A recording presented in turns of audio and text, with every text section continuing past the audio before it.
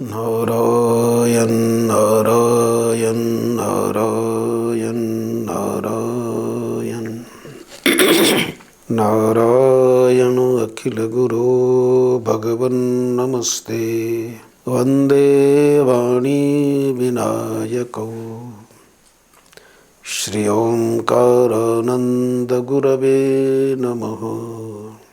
जय जय जय हनुमान गोसाई कृपा करहु गुरुदेव की नाई। जैसा कि हम विचार कर रहे हैं, भगवान का नाम श्रेष्ठतम साधन है कलयुग में। और श्रीमद् भगवद गीता में प्रथम अध्याय में 9 बार भगवान का नाम आया है। 9 नाम हैं भगवान के जिनका अवतरण हुआ है। और अब तक थोड़ा सा आस्वादन हम भगवान के माधव, ऋषिकेश, अच्युत और कृष्ण इन नामों पर कर सके हैं। भगवान व्यास तो श्रीमद् भागवत के अंतिम श्लोक में नाम संकीर्तनम यस्य सर्व पाप प्रणाशनम प्रणामो दुख समनः तम नमामि हरिम परम, जिन भगवान का नाम और जिन भगवान को किया हुआ प्रणाम संपूर्ण पाप और तापों को दूर करता है, उन हरि को हम नमन करते हैं। तो भगवान का जो नाम है उसका जो रसास्वादन है, प्रबुद्ध मनीषी सहृदय भक्तजन करते हैं। तो आइए अब हम भगवान के केशव नाम को लेते हैं।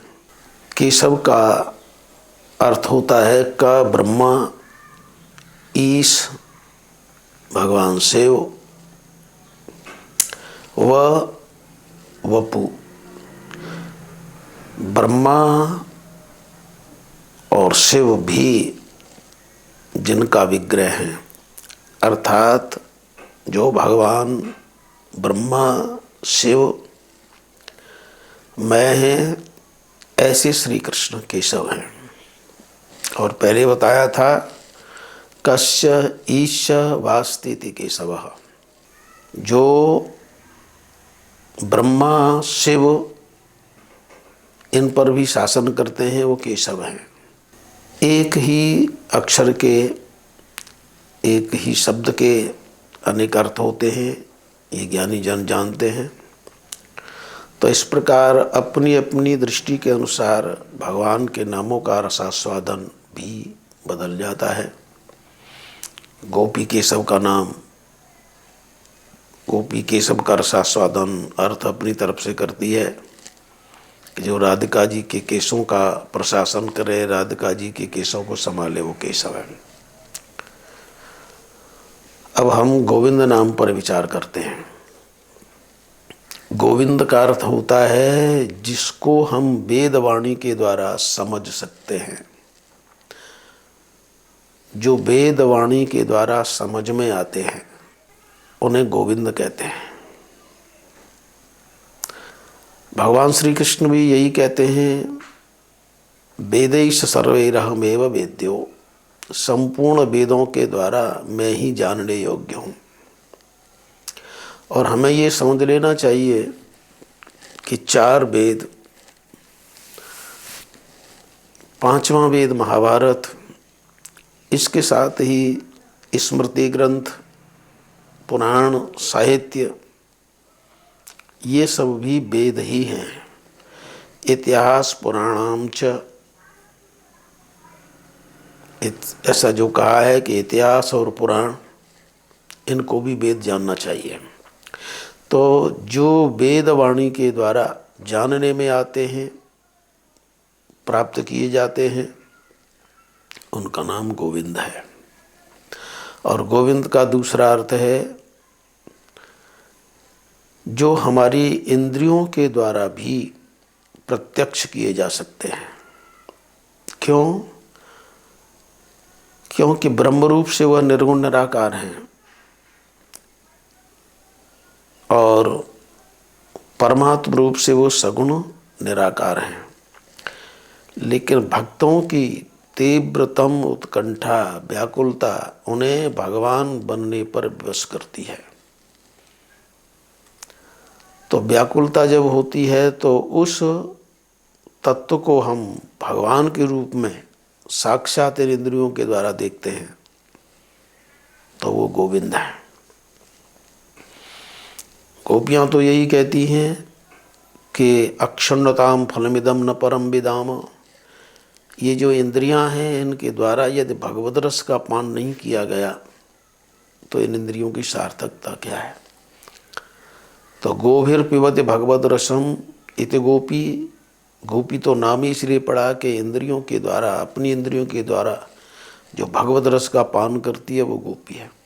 तो गोविंद का अर्थ है एक कि वेद वाणी के द्वारा जिसे जाना जाए वो गोविंद है, और हमारी ये इंद्रियां भी उसका दर्शन कर सकें, हमारी इंद्रियों के प्रत्यक्ष जो हो जाए वो गोविंद है।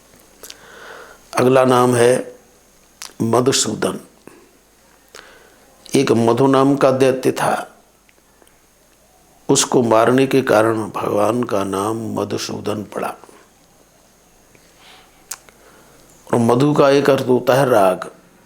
राग मीठा होता है, जैसे मधु मीठा है वैसे राग भी मीठा है। इस राग को मारना हर एक की बस की बात नहीं है, लेकिन जो साधकों के राग को दूर करता है, क्योंकि राग है तो उसके प्रतिकूल फिर द्वेष है, और राग द्वेष ये दोनों ही प्रबल शत्रु हैं। जिसके प्रति हमारा राग है, यदि उसकी प्राप्ति में कोई बाधा देता है तो उससे द्वेष होता है। अतः ये जो राग है, जो हमारे द्वेष का कारण है, जिससे हमारे अंतःकरण में अशांति होती है, राग और द्वेष दोनों ये शांति का कारण है, लेकिन द्वेष का मूल है राग। तो जो राग को, सांसारिक वस्तुओं की आसक्ति को नष्ट करता है, ऐसे मधुसूदन है। मानो अर्जुन कह रहे हैं कि हे मधुसूदन, मुझे अपनों को देख करके ये जो राग पैदा हुआ है इसको आप दूर कर सकते हैं। तो मधुसूदन का तात्पर्य है मधु नाम के दैत्य को मारने वाले, अथवा साधना की दृष्टि से हमारे राग दुर्गुण को नष्ट करने वाले मधुसूदन। इसलिए जब जब राग का उत्थान हो, हमें भगवान का मधुसूदन नाम लेना चाहिए, वे राग को नष्ट करते हैं।